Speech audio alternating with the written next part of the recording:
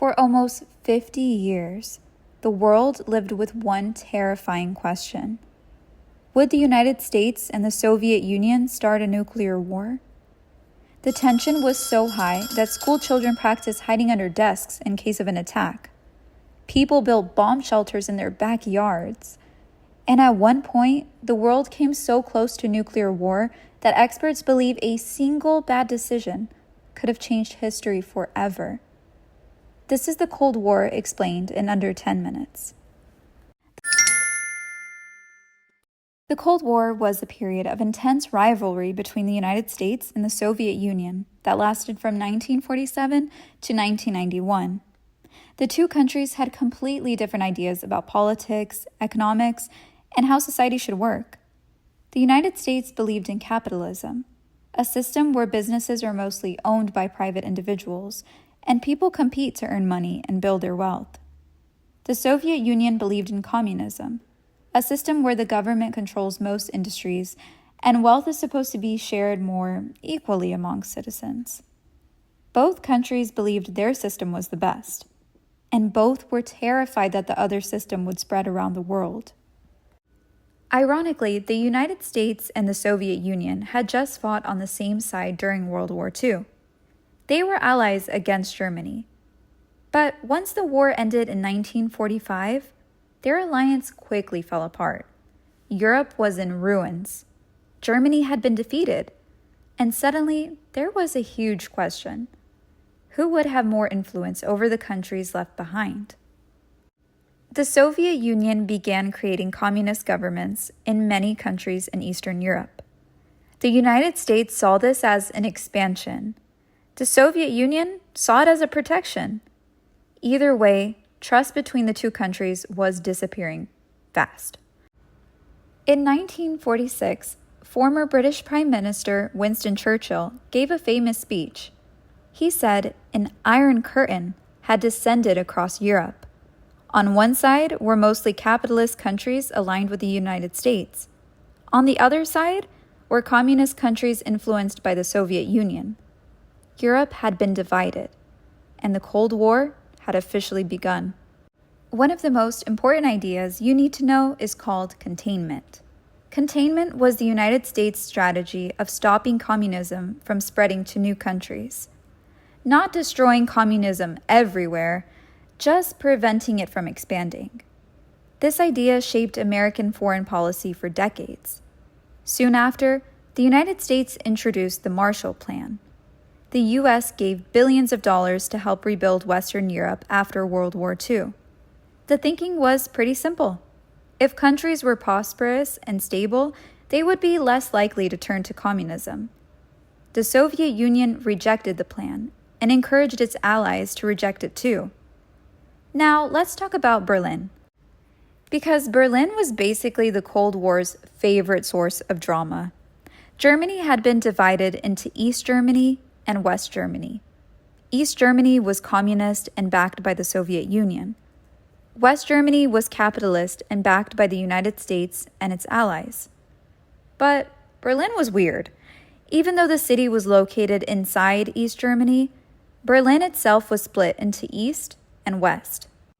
In 1948, the Soviet Union blocked roads and railways leading into West Berlin. The goal was to force the West out. The United States responded with the Berlin Airlift. For almost a year, American and British planes flew fuel, food, and supplies into the city. Imagine the United States and its allies being so determined that instead of giving up, they supplied an entire city by airplane. Eventually, the Soviet Union lifted the blockade. The first major shutdown of the Cold War was over. But things were only getting started.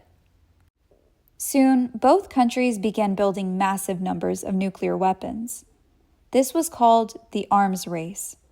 The United States developed the atomic bomb first. The Soviet Union tested its own atomic bomb in 1949. Then, both countries created hydrogen bombs, which were even more powerful. The fear was obvious. If one country attacked, the other would retaliate, and both sides could be completely destroyed. This terrifying idea was called mutually assured destruction, or MAD for short, which is honestly one of the most fitting acronyms in history. The logic was simple. If nuclear war meant everyone loses, then nobody would want to start one. Thankfully, that logic mostly held up. The United States and the Soviet Union rarely fought each other directly. Instead, they supported opposite sides in wars happening in other countries. These are called proxy wars. Think of it like two rivals fighting through representatives instead of stepping into the ring themselves. The first major proxy war was the Korean War. In 1950, Communist North Korea invaded South Korea. The Soviet Union and Communist China supported North Korea. The United States and the United Nations supported South Korea.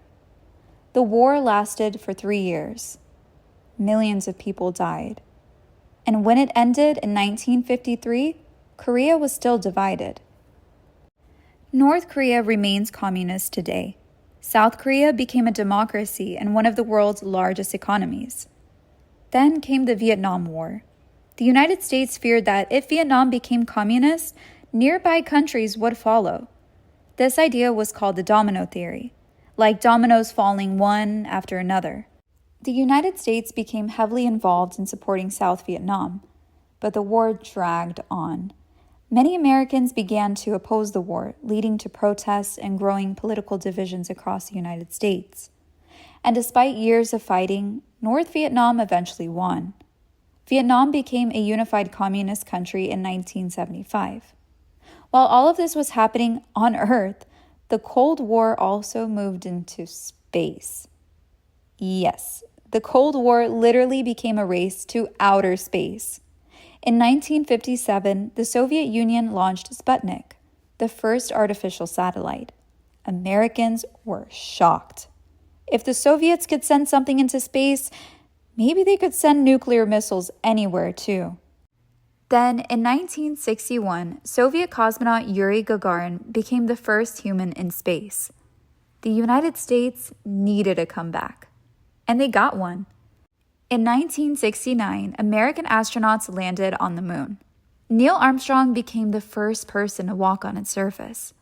The moon landing wasn't just a scientific achievement, it was also a political victory, a way for the United States to show the world what it was capable of.